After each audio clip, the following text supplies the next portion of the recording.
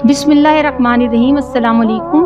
आज आपकी host doctor Saim Mehram general motivational channel पे आपके साथ हाजिर है अगली आयत के साथ। आयत नंबर 58 सूरत बकरा, तर्जुमा।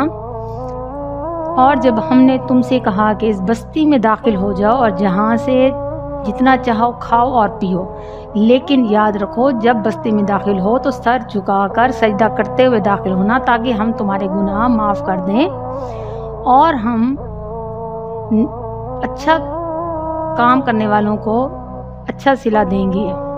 ये तो सूरत का इस आयत का तर्जुमा है। अब इस आयत में अल्लाह ताला ने एक बस्ती का जिक्र किया है और अल्लाह ताला किससे खिताब कर रहे हैं? बनी इसराइल से। कौन से दौर के बनी इसराइल से? इब्तदाई मदनी दौर है। वो बनी इसराइल जो हुजूर पाक सल्लल्लाहु अलैहि वसल्लम के दौर में थे, उन्हें याद दिला रहे हैं कि उनके आबाओ अजदाद ने क्या क्या किया, नाफरमानी की, उन पर अल्लाह ताला ने क्या क्या इनायात की और उन्होंने किस तरह से सरकशी की। अब अल्लाह ताला इस आयत में बनी इसराइल को हुक्म दे रहे हैं, आज़ादी मिल गई है। हज़रत मूसा अलैहिस्सलाम उन्हें दरिया पार करके अल्लाह ताला के मौजज़े से मदद से आज़ाद करवा के लिए आए हैं। अब ये लोग सराय सीना में मौजूद हैं, तो हज़रत अल्लाह ताला मूसा अलैहिस्सलाम को हुक्म दे रहे हैं कि इन लोगों से कहे अब जहाद करें और दोबारा जाके शाम में चले जाएं।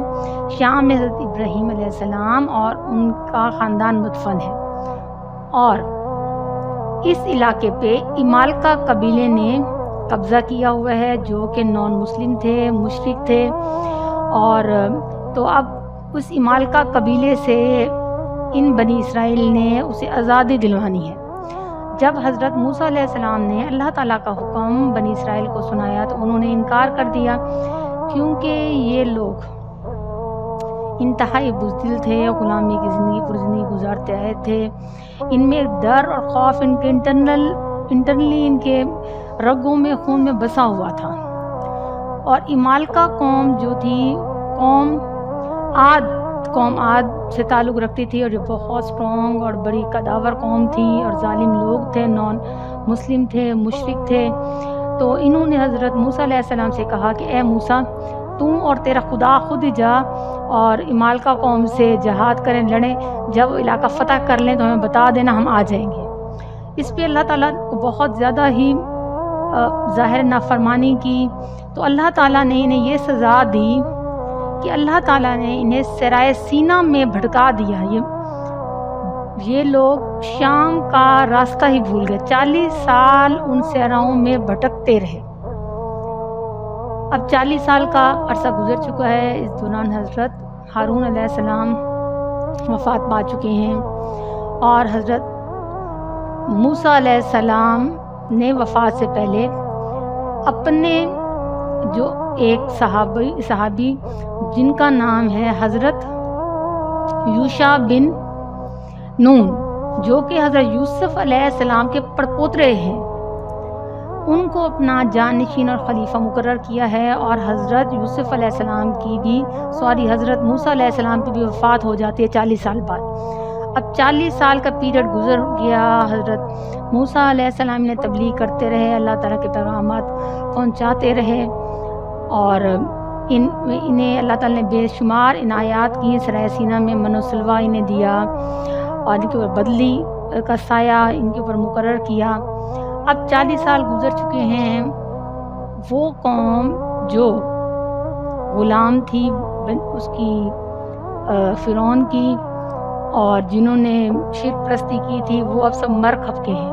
40 सालों में नई कौम, नई पौध, न्यू जनरेशन जवान हो गई है और उन्हें पता है कि हमारे आबाओ अजदाद ने जो कुछ किया हमने वो ऐसा नहीं करना, क्योंकि हम उन्हीं की नाफरमानी की वजह से इन सहराओं में भटक रहे हैं। तो वो हज़रत यूशा बिन नून के साथ जहाद करने के लिए तैयार हो गए। 40 साल नई कौम है, न्यू जनरेशन है। अब क्योंकि इनका मनसब एक ही था, इन्हें अपने माश की, खाने पीने की, कमाने की कोई फ़िक्र नहीं थी, क्योंकि मन्नो सलवा अल्लाह ताला ने नाजिल कर रहे थे, बदली इनके साथ थी। तो हज़रत موسیٰ علیہ السلام نے اپنی وفات سے پہلے ہی ان کے 12 قبیلے تھے، بنی اسرائیل کے 12 قبیلے تھے، ان کے 12 سردار منتخب کیے، اور ان 12 سرداروں کا سپہ سالار حضرت یوشع بن نون کو مقرر فرمایا۔ تو ان کا کام تھا 12 سرداروں کا اپنے لوگوں کو جنگ کے لیے تیار کرنا، انہیں جنگی تربیت فراہم کرنا، ان کا یہی منصب تھا، کیونکہ ان کا منصب یہ تھا، انہوں نے امامت کو آگے بڑھانا تھا اور اللہ تعالیٰ کے پیغام کو آگے بڑھانا تھا۔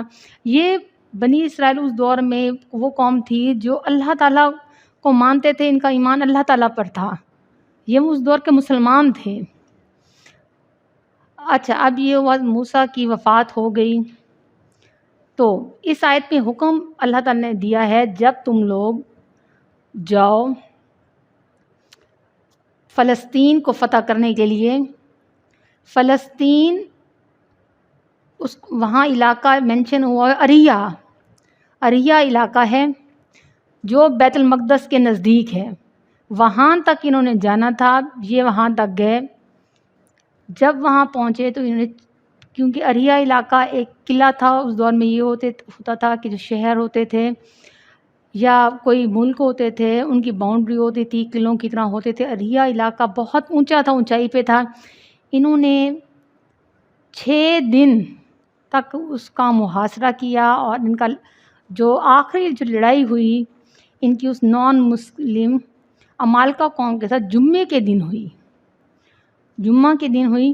اب اگلا دن ہفتہ کا تھا۔ بنی اسرائیل کا جو ہفتہ کا دن تھا عبادت کا ہوتا تھا، اس میں انہیں کسی قسم کی لڑائی کرنا یا شکار کرنا منع تھا۔